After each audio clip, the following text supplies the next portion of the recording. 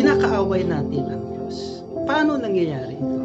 Kapag tayo ay may mga alitan, meron tayong awayan, tayo ay lagi may ginagawa para sa pansarili lamang natin, kinakaaway natin ang Diyos.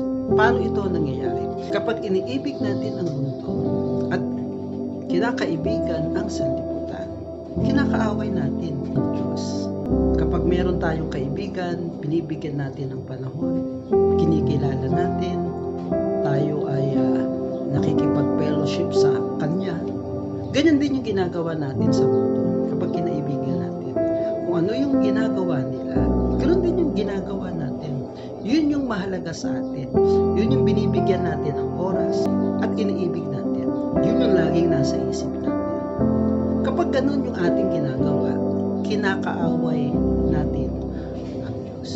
At hindi tayo kailanman mananalo sa Kanya, ang Diyos. At kaya siguro may mga nangyayari sa atin na hindi magaganda dahil minsan may mga pagkakataon, lagi tayong punong-puno ng galit, away, alitan, at ayaw yan ng Panginoon. Ang Kanyang utos, mag-ibigan kayo. Yun talaga yung nais ng Panginoon upang makilala ng lahat na tayo ay Kanyang mga alagad. Purihin ang Diyos.